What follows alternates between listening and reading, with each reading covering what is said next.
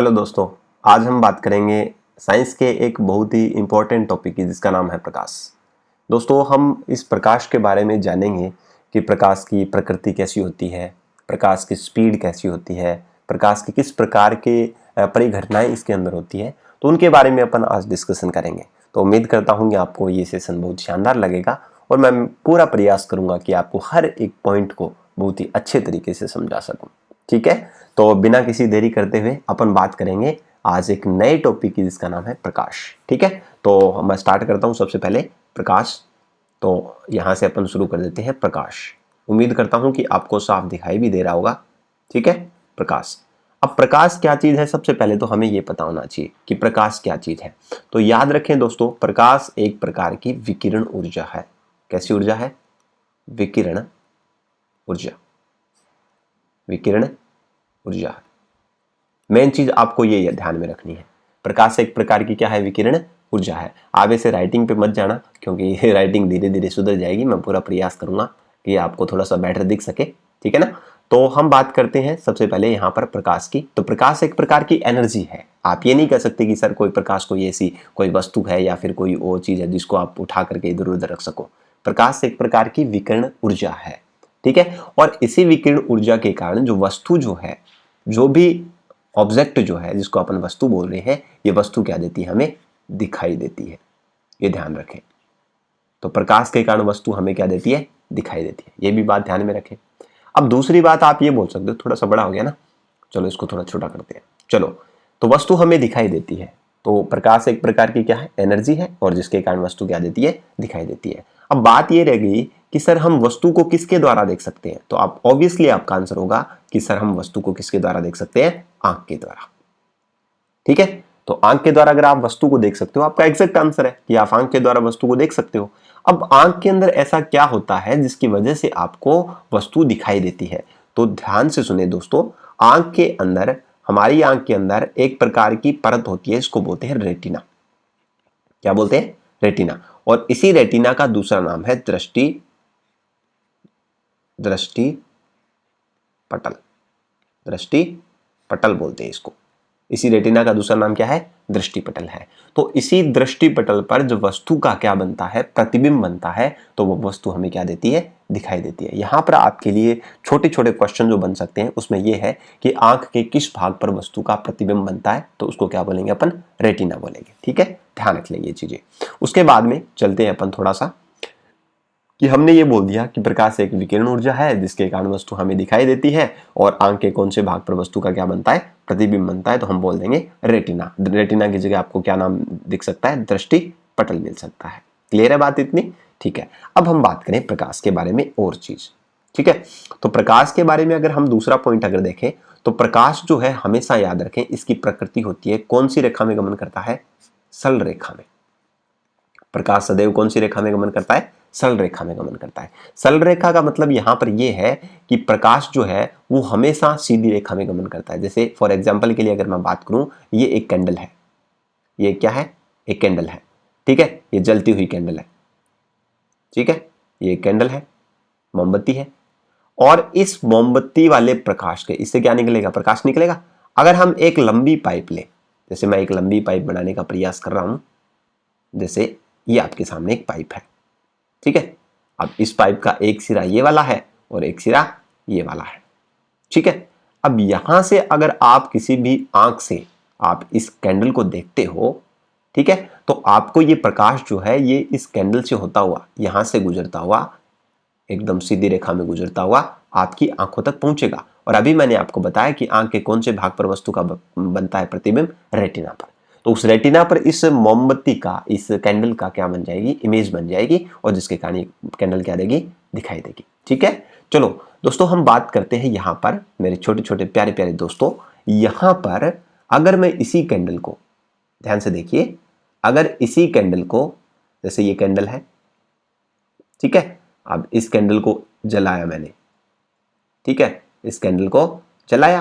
अब इसी कैंडल को अगर मैं देखूं इस प्रकार की पाइप से, कुछ ऐसी पाइप है मेरे पास, ठीक है, इस प्रकार की मुड़ी हुई पाइप से अगर मैं देखने का प्रयास करूं, तो दोस्तों आप ये देख सकते हैं कि अगर आपकी आंख यहां पर है, अगर आपकी आंख क्या है? यहां पर है, तो ये जो कैंडल से जो प्रकाश आएगा, जैसे ये आ रहा है यहां से प्रकाश, तो ये प्रकाश इस कैंडल की इस वाली दीवार से टकरा जाएगा, ठीक है। और टकरा गया तो ये प्रकाश की हमेशा नेचर, अभी मैंने आपको बताया कि प्रकाश की नेचर क्या होती है, हमेशा सरल रेखा में गमन करता है, ठीक है। तो यहां से जैसे इसके ऊपर टकरा गया तो प्रकाश आगे जा ही नहीं पाएगा, और हमें जो प्रकाश जितना दिखना चाहिए था उतना हमें प्रकाश दिखाई नहीं देगा। इसका मतलब सीधा सा है, मैंने इतनी महाभारत आपके लिए क्यों शो की है, इसका मतलब साफ है कि आपको ये पता चले कि प्रकाश जो है वो क्या है, सरल रेखा में गमन करता है। तो उम्मीद करता हूं आपको ये कंसेप्ट भी अच्छे से समझ में आ गया होगा। चलिए थोड़ा सा रिवीजन कर लेते हैं, हमने क्या क्या चीजें पढ़ी। हमने ये पढ़ा कि सबसे पहले मैं आपको एकदम फैक्ट जो है वो क्लियर बताता चलूंगा। सबसे पहले हमने पढ़ा कि प्रकाश एक प्रकार की कैसी ऊर्जा है, विकिरण ऊर्जा है। दूसरी बात हमने पढ़ा कि प्रकाश एक प्रकार की, ठीक है, ऊर्जा है, एनर्जी का ही रूप है प्रकाश भी, ठीक है। दूसरी बात हमने ये देखी कि प्रकाश जो है वो हमें वस्तु किसके कारण दिखाई देती है, हमें आंख के कारण दिखाई देती है। आंख के अंदर ऐसा कौन सा भाग है जिस पर वस्तु का प्रतिबिंब बनता है, तो आप सीधा बोल दोगे सर वो क्या है, रेटिना। वो क्या है, रेटिना है। क्लियर है। अब अपन बात करें तो प्रकाश की एक हमने नेचर भी देखी कि प्रकाश हमेशा कौन सी रेखा में गमन करता है, हमेशा सरल रेखा में गमन करता है। कौन सी रेखा में गमन करता है, सरल रेखा में गमन करता है, ठीक है। तो उम्मीद करता हूं ये भी आपको ये बात क्लियर है हो चुकी होगी, ठीक है। अब चलते हैं अपन नेक्स्ट पॉइंट की तरफ, ठीक है। नेक्स्ट पॉइंट की तरफ अगर अपन आए तो नेक्स्ट जो पॉइंट है वो है कि प्रकाश जो है इस प्रकाश की अगर मैं बात करूं तो इस प्रकाश के अंदर क्या होगा, ध्यान से सुने। यहां पर मैं दोबारा लिखने का प्रयास करता हूं।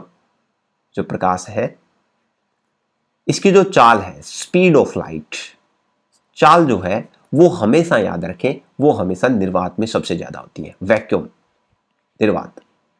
तो प्रकाश की चाल सबसे ज्यादा किसमें होती है, वैक्यूम में। ये मैं आपको फैक्चुअल क्वेश्चन बता रहा हूं जो एग्जाम के अंदर सीधे क्लिक होते हैं। तो आपसे पूछा जा सकता है कि प्रकाश की चाल सबसे ज्यादा किसमें होती है, तो आप क्या आंसर दोगे उसके अंदर, आप आंसर दोगे कि निर्वात के अंदर प्रकाश की चाल सबसे ज्यादा होती है। अब निर्वात का मतलब क्या देखें, निर्वात का मतलब ये होता है यहां से कि निर्वात के अंदर जिसके अंदर कोई भी प्रकार का मीडियम ना हो, न माध्यम, मतलब जिसके अंदर कोई भी माध्यम नहीं हो उसको अपन बोलते हैं वैक्यूम। अब माध्यम नहीं होने का मतलब क्या है, जिसके अंदर दो तीन प्रकार की अपन प्रॉपर्टीज देखते हैं किसी भी वस्तु की, जिसके अंदर एक प्रॉपर्टी अपने पास ठोस, दूसरी प्रॉपर्टी हमारे पास होती है द्रव, और तीसरी प्रकार की प्रॉपर्टी हमारे पास होती है गैस। मुख्य रूप से हम तीन ही पढ़ते हैं, वैसे 5 प्रकार की अवस्थाएं होती है पदार्थ की, जिसके अंदर से एक प्लाज्मा भी होता है और एक बोस-आइंस्टीन कंडेंसेट जिसको अपन बीईसी भी बोलते हैं। नॉर्मली अगर देखा जाए तो ठोस के अंदर अगर मैं बात करूं तो ठोस के जो कण होते हैं वो बहुत ही पास पास होते हैं। जैसे यहां पर मैं अगर कलर चेंज करके आपको बताने का प्रयास करूं तो देखिए मेरे दोस्तों, छोटे छोटे प्यारे प्यारे दोस्तों, यहां से ये देखिए ये वाला जो हिस्सा है, ये मान लो ये कोई सॉलिड है, कोई भी ठोस है, ठीक है। तो ठोस के अंदर ये जो कण होंगे इसके अंदर जो कण पाए जाएंगे वो बहुत ही क्लोजली पैक्ड होंगे, बहुत ही नजदीक नजदीक होंगे, ये आप ध्यान रखें, उसको अपन ठोस बोलेंगे। नजदीक होने का कारण क्या है कि इन कणों के बीच में जो इंटरमॉलिक्यूलर फोर्स जो लग रहा है, अंतर आणविक जो बल लग रहा है कणों के बीच में, वो इतना टाइट है कि ये कण एक दूसरे को दूर ही नहीं जा पाते। आप ये बोलोगे कि ऐसा क्या है, तो आप एग्जाम्पल से समझें। जैसे मान लो 2 दोस्त हैं और उनके अंदर बहुत अच्छी बॉन्डिंग है, तो उनके बीच में कोई भी तीसरा आदमी अगर उनको किसी भी प्रकार से उनको बहलाने फुसलाने का या फिर उनके बीच में दरार पैदा करने की कोशिश करे तो वो संभव नहीं हो पाता, क्योंकि उनकी दोस्ती तो बहुत गहरी है। सेम वही प्रोसीजर यहाँ अंदर होता है, इसके अंदर होता है कि इसके अंदर जो सॉलिड के जो पार्टिकल्स है, जो भी कण है, इन कणों के बीच में जो अंतराण्विक बल लग रहा है, कौन सा बल लग रहा है, अंतराण्विक बल। कौन सा बल लग रहा है, अंतराण्विक बल जो लग रहा है वो बहुत ही ज्यादा होता है। अंतराण्विक बल बहुत क्या होता है, ज्यादा होता है, जिसके कारण एक कण दूसरे वाले कण को आसानी से छोड़ के नहीं जा पाते हैं। क्लियर है बात। तो ये थोड़ा सा ध्यान में रखें कि अंतराण्विक बल ज्यादा होने की वजह से ये कण आपस में नजदीक होते हैं, ठीक है। दूसरी बात अगर करें, यहां पर मैं ज्यादा आपको डीपली नहीं लेके चलूंगा, बस थोड़ा थोड़ा बताते चलूंगा कि यहां पर अगर द्रव की बात करें तो द्रव के अंदर जो कण होते हैं वो ठोस की कंपैरिजन में थोड़े दूर दूर होते हैं, इस प्रकार से थोड़े दूर होंगे, ठीक है। ये अपन कोई दूसरा टॉपिक पढ़ेंगे तो उस टाइम मैं आपको ज्यादा क्लियर करवा दूंगा, एक बार आप यहां से समझे। और वही बात करें अगर गैस की, तो गैस के अंदर जो कण होंगे वो और ही ज्यादा दूर होंगे, और ज्यादा क्या होंगे, दूर होंगे, बहुत ज्यादा दूर होंगे। तो यही कारण है कि निर्वात क्या चीज है। फिर निर्वात क्या है? निर्वात ये है कि जिसके अंदर कोई भी माध्यम नहीं हो, ठोस, द्रव्य, गैस जैसी प्रॉपर्टी जिसके अंदर नहीं हो, उसको अपन निर्वात बोलते हैं, वैक्यूम बोलते हैं। जैसे मैं बोल दूं कि जिसके अंदर कोई भी प्रकार का माध्यम नहीं हो, यानी कि जिसके अंदर, अगर नॉर्मली अगर मैं आपको समझाने का प्रयास करूं, जिसके अंदर कण नहीं हो, जिसके अंदर कोई भी प्रकार का कण नहीं हो, एकदम सन्नाटा हो, उसको अपन निर्वात बोल सकते हैं। अब आप बोलोगे सर ऐसा पॉसिबल है? नहीं, इस पृथ्वी पर ऐसी कोई भी चीज निर्वात के रूप में प्रेजेंट नहीं है, क्योंकि उसके अंदर एक ना दो पार्टिकल्स आपको जरूर मिलेंगे। आदर्श निर्वात, आइडियल एक वैक्यूम जो है वो प्रेजेंट नहीं होता है, पर अपन को तो पढ़ना है, तो आप ध्यान रखें कि प्रकाश की चाल जो है वो सबसे ज्यादा निर्वात में होती है। अब मैं पूछ लूं कि इसका कारण क्या है, क्यों ज्यादा होती है, तो आप सभी ये बताएंगे कि सर निर्वात, आपने अभी बोला, अभी पीछे मैंने बोला, मेरे छोटे छोटे प्यारे प्यारे दोस्तों, मैंने अभी बोला कि जो प्रकाश जो है वो हमेशा सीधी रेखा में गमन करता है, ठीक है, और इसके मार्ग में अगर कोई भी, यहां देखो यहाँ रुकावट आ गई तो उसकी स्पीड कम हो गई, और यहां से यहां पर जो आंख जो है, यहां आंख पर कम दिखाई दिया हमें, तो इसका मतलब साफ हो गया कि प्रकाश के मार्ग में रुकावट पैदा नहीं होनी चाहिए। तो वैक्यूम के अंदर अगर कण ही नहीं है, आप मेरे को ये बताओ, जो वैक्यूम के अंदर कण ही प्रेजेंट नहीं है, तो क्या प्रकाश के मार्ग में रुकावट आएगी? नहीं, इसका साफ आंसर है नहीं होगी। तो इसका मतलब स्पीड ऑफ लाइट, प्रकाश की चाल हमेशा क्या होगी? ज्यादा होगी। ये चीज थोड़ा सा ध्यान में रखें। क्लियर है? तो मैं उम्मीद करता हूं कि आप लोगों ने ये अच्छे से कंसेप्ट को समझ लिया होगा।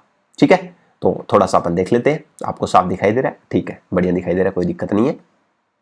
अब चलिए, अब हम दूसरे कंसेप्ट की तरफ आते हैं यहां से, कि हमने देख लिया प्रकाश की चाल सबसे ज्यादा किसमें होती है? निर्वात में होती है। ठीक है, अगर हम बात करें कंपैरिजन की, अगर बात करें तो मैं बोल दूंगा कि सबसे ज्यादा स्पीड ऑफ लाइट जो है वो निर्वात में सबसे ज्यादा होती है। और अब आप ठोस, द्रव्य, गैस की अगर तुलना करना चाहो तो आप मेरे को बताओ कि निर्वात के बाद में सबसे ज्यादा चाल, या फिर सबसे ज्यादा चाल किसमें होगी? तो आप बताओगे सर गैस में होगी। क्यों होगी? क्योंकि गैस में कण थोड़े दूर दूर है, तो मार्ग में रुकावट कम आएगी। उससे उसके बाद में द्रव्य में होगी, और सबसे कम किसके अंदर होगी? ठोस में होगी। ठोस में होगी, क्योंकि ठोस के अंदर कण बहुत ज्यादा है, तो प्रकाश इसके अंदर से गुजरेगा तो लगातार टकराएगा और इसकी चाल कम हो जाएगी। तो सबसे पहले ये याद रखें कि निर्वात में प्रकाश की चाल सबसे ज्यादा होती है। और वही बात करें साउंड की, ध्वनि की, ये उल्टा है। ध्वनि को कण चाहिए, क्योंकि कणों में कंपन होने को ही क्या बोलते हैं? ध्वनि बोलते हैं। ये बात ध्यान से सुने कि कणों में कंपन उत्पन्न होने को क्या बोलते हैं? अपन ध्वनि बोलते हैं। और ध्वनि की जो चाल है, स्पीड ऑफ साउंड जो है, वो निर्वात में बहुत ही शून्य होती है। ये ध्यान रखें, निर्वात में क्या होगी? शून्य। अब आंसर, आप आंसर इसके एंटी क्वेश्चन करना सीखिए। जब एंटी क्वेश्चन करने आप सीख जाएंगे तो आपको हर एक कंसेप्ट क्लियर हो जाएगा। अब आपका प्रश्न ये होना चाहिए कि सर ये कैसे होता है कि ध्वनि की चाल जो निर्वात में शून्य क्यों होगी? क्यों होगी? क्योंकि ध्वनि का मतलब ही है कणों में कंपन। कण वाइब्रेट करेंगे, कणों में क्या होगा? कंपन होगा। और कणों में अगर कंपन होता है तभी ध्वनि उत्पन्न होती है, ध्वनि जनरेट होगी, साउंड जनरेट होगा। और अगर मान लीजिए कण ही प्रेजेंट नहीं है तो क्या ध्वनि उत्पन्न हो सकती है? नहीं। आपका आंसर होगा कि सर अगर कण ही 0 के बराबर है तो वहां पर तो निर्वात माना जाएगा। और निर्वात माना गया तो साफ आपने अभी बताया कि निर्वात में तो कोई कण नहीं होता, कंपन नहीं होगा, तो ध्वनि की चाल शून्य होगी। तो आपके क्वेश्चन के अकॉर्डिंग दो प्रकार के कंसेप्ट आप लोगों को क्लियर हो जाने चाहिए। पहला कंसेप्ट तो ये क्लियर होना चाहिए कि ध्वनि की जो स्पीड है, स्पीड ऑफ साउंड जो है, वो सबसे ज्यादा किसमें होती है। तो आप ये बोलोगे कि आपसे ये नहीं पूछेगा ज्यादा किसमें होती है, आपसे ये पूछेगा निर्वात में ध्वनि की चाल शून्य किसमें होती है। तो आपका आंसर होना चाहिए निर्वात में ध्वनि की चाल सबसे कम होती है, शून्य के बराबर होती है। दूसरी बात, अगर हम बात करें, अब मैं ये क्यों बोल रहा हूं कि शून्य के बराबर होती है, मैं ये क्यों नहीं कह रहा कि शून्य होती है, क्योंकि आइडियल जो वैक्यूम जो है, आदर्श निर्वात है, वो प्रेजेंट नहीं हो सकता है। हम बना सकते हैं उसको, ठीक है ना। आपने 9th क्लास के अंदर देखा होगा साउंड ध्वनि वाले चैप्टर में, उसके अंदर आपको एक स्वर्ण पत्ती के द्वारा उसमें एक डायग्राम बना रखा था, उसमें गैस बाहर निकल रही थी, धीरे धीरे उसका साउंड कम हो रहा था, उसमें घंटी लग रखी थी। तो उस हिसाब से हम निर्वात को जनरेट कर सकते हैं, पर आइडियल नहीं बना सकते। चलिए उसके बाद में बात करें प्रकाश की, तो प्रकाश जो है ये उल्टा है इसका। प्रकाश की चाल निर्वात में सबसे ज्यादा होती है। निर्वात जो होता है, निर्वात, उसमें प्रकाश की चाल सबसे ज्यादा होती है, और ध्वनि की चाल निर्वात में बहुत ही शून्य के बराबर होती है। तो कंसेप्ट क्लियर हो गया। चलो एक बार रिवीजन कर लेते हैं, क्योंकि जब तक रिवीजन नहीं करेंगे ना तब तक दोस्तों हम समझ नहीं पाएंगे, क्योंकि हर एक कंसेप्ट को समझने के लिए और इसे सीखने के लिए जरूरी है रिवीजन। जब तक रिवीजन नहीं होगा तब तक आप नहीं सीख पाओगे। ये फर्स्ट क्लास मैंने कई दिनों के बाद में डाली है, उम्मीद करता हूँ कि आपको आगे वाली क्लासेज जो है वो कंटिन्यू मैं रखूंगा। तो चलिए अब राइटिंग पे थोड़ा सा फोकस कीजिए, क्योंकि ये पेन टैप है और पेन टैप पे धीरे धीरे लिखा जाता है, और राइटिंग साफ होने का प्रयास करूंगा थोड़ा थोड़ा, ठीक है। तो सबसे पहले हमने क्या पढ़ा कि प्रकाश के बारे में हमने पढ़ा। तो प्रकाश एक प्रकार की विकिरण ऊर्जा है। कैसी ऊर्जा है? विकिरण ऊर्जा है, एक प्रकार की एनर्जी है। दूसरी बात हमने देखी कि प्रकाश जो है वो आंख के कौन से भाग पर इसका वस्तु का प्रतिबिंब बनता है। कोई भी वस्तु है उसे टकराने वाला जो प्रकाश है वो आंख के रेटिना पर टकराता है, जिससे वस्तु की प्रतिबिंब दिखाई देता है। और स्पीड ऑफ लाइट जो है वो सबसे ज्यादा किसमें होती है? निर्वात में होती है। ये चीज हमने पढ़ ली। और एक चीज हमने और पढ़ी कि प्रकाश हमेशा कौन सी रेखा में गमन करता है? सरल रेखा में, सरल रेखा में गमन करता है। तो उम्मीद करता हूं कि ये चीजें आपको क्लियर हो चुकी होगी। मैंने पूरा प्रयास किया है कि आप लोग अच्छे से इस चीज को समझ पाए, ठीक है। तो उम्मीद करता हूं कि आपको ये चीज समझ में आ चुकी होंगी। चलूं आगे? चलिए अब हम बात करेंगे आगे, ठीक है। आगे थोड़ा सा स्लाइड में स्क्रॉल कर लेता हूं, उसके बाद में अपन बात करते हैं, ठीक है। यहां से थोड़ा सा ये लाइन ड्रॉ हो रखी है, इसको इरेज कर देते हैं,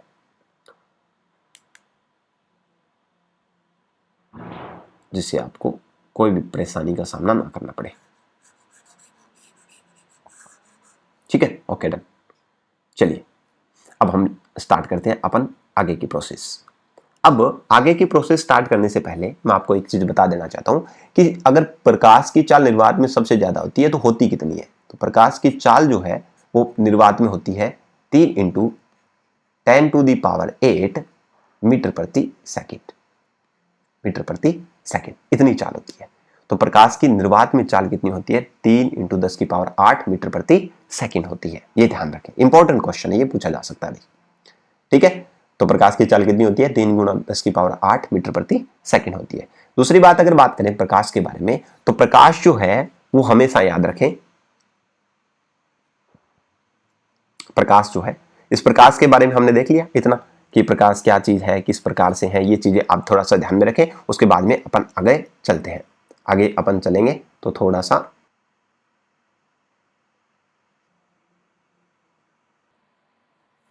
चलिए आगे हम बात करते हैं यहां से प्रकाश के अंदर और फैक्ट के बारे में जानने का प्रयास करते हैं, ठीक है। चलिए यहां पर आप देखें कि प्रकाश की जो है वो 2 प्रकार की नेचर होती है, ठीक है।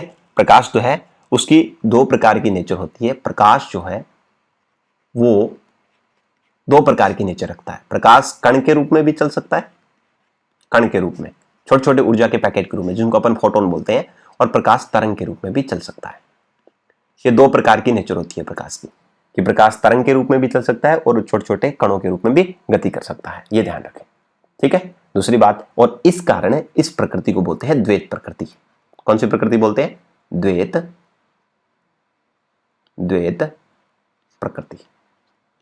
प्रकाश की डबल नेचर है, प्रकाश छोटे छोटे कणों के रूप में भी चल सकता है, जिसको फोटोन कहते हैं, और प्रकाश तरंग के रूप में भी गति कर सकता है, ठीक है। ये 2 चीज और ध्यान में रखें। उसके बाद में अगर बात करें कि सर अभी आपने बताया कि प्रकाश कब से लगे हुए, तो प्रकाश का जो सोर्स जो है, प्रकाश का जो सोर्स है, स्रोत जो है, प्रकाश जो है, प्रकाश इसका जो सोर्स है, natural source of light on earth कौन है? कि प्रकाश का प्राकृतिक सोर्स कौन सा है? तो याद रखें सूर्य है। कौन है? सूर्य है।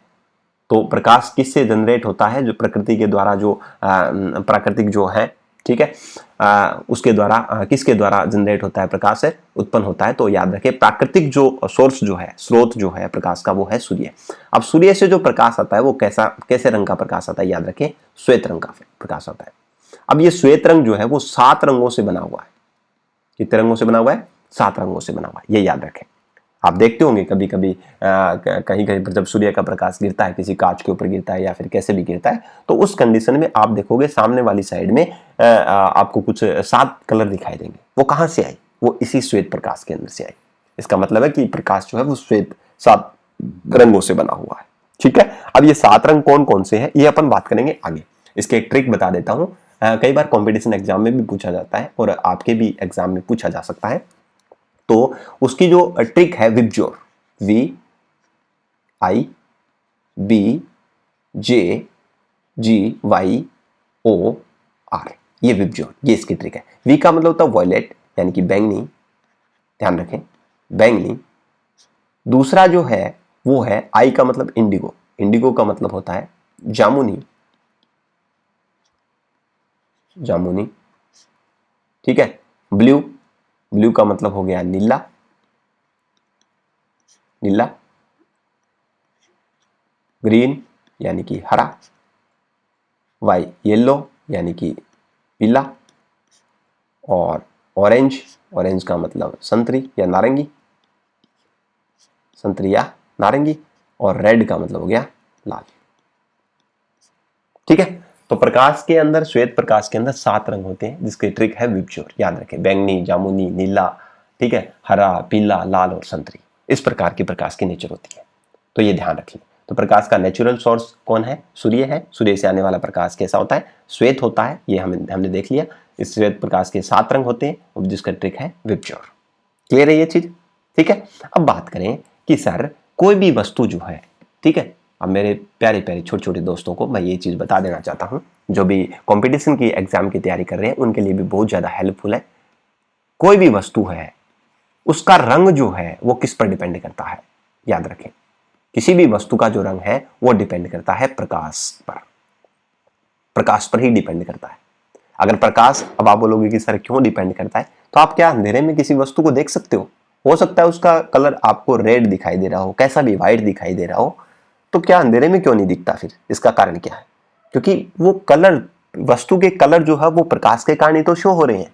प्रकाश की एक घटना है जिसको बोलते हैं परावर्तन, रिफ्लेक्शन, परावर्तन, रिफ्लेक्शन। और इसी परावर्तन के कारण ही क्या आती है, वस्तुएं क्या देती है, वस्तुओं के जो कलर जो है वो दिखाई देते हैं। एक बार देख लेता हूं, आपको शो तो हो रहा है क्या? चलो हो रहा है, यहां तक तो शो हो रहा है, चलिए ठीक है, इसके कारण आपको दिखाई दे रहे हैं। तो अब अपन बात करें यहां से, प्रकाश के परावर्तन के कारण अगर कलर दिखाई दे रहे हैं तो कैसे होगा? मान लो कोई वस्तु आपको क्या दिख रही है, लाल दिखाई दे रही है, ठीक है। एक एग्जांपल बताता हूं आपको, आप समझ जाओगे धीरे धीरे, फिर आपको बताने की जरूरत नहीं पड़ेगी, आप खुद ही आइडिया लगा लोगे कि किस प्रकार से हो रहा है।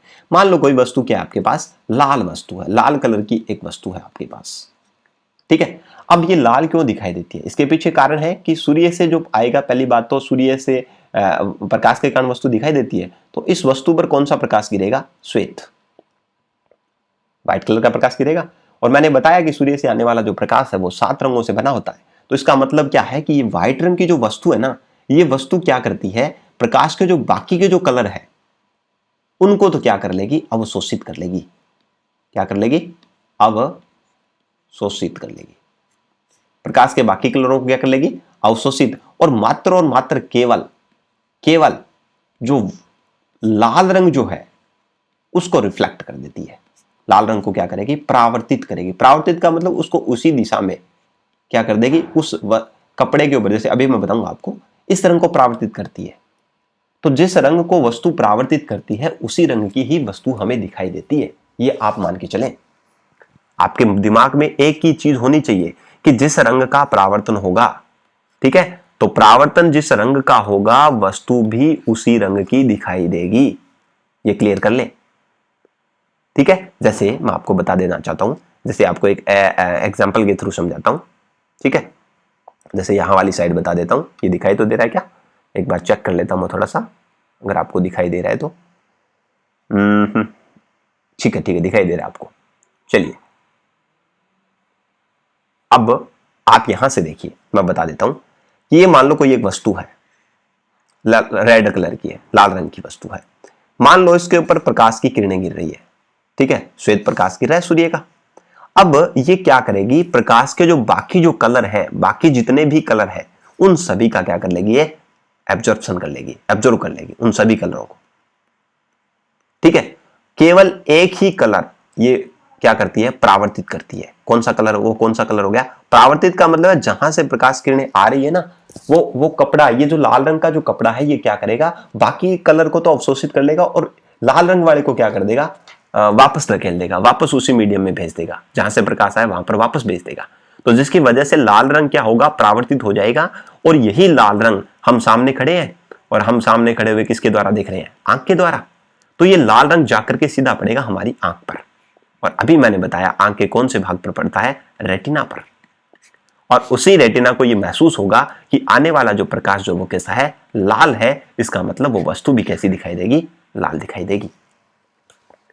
तो वस्तु जिस रंग का क्या करती है, परावर्तन करती है, उसी रंग की वस्तु हमें क्या देती है, दिखाई देती है। जिस रंग का परावर्तन करेगी, जिस रंग को वो अपनी सतह से वापस रिफ्लेक्ट करेगी, वापस छोड़ेगी, वही प्रकाश हमारी आंखों में पहुंचेगा और उसी रंग की वस्तु हमें क्या देगी, दिखाई देगी। तो दोस्तों मैं उम्मीद करता हूं कि आज आपके लिए ये इतना जो कंसेप्ट जो है वो बहुत ही शानदार आपको लगा होगा, और उम्मीद भी ऐसी ही करता हूं कि आपको मेरे द्वारा जो बताया गया जो कंसेप्ट है वो एकदम अच्छे से क्लियर हो चुका होगा। तो इसी उम्मीद के साथ मैं आपके पास वापस इसी चैनल पर वापस मिलूंगा, ठीक है, एक नए वीडियो के साथ और एक अच्छे कंसेप्ट के साथ। तब तक के लिए जय हिंद, जय भारत।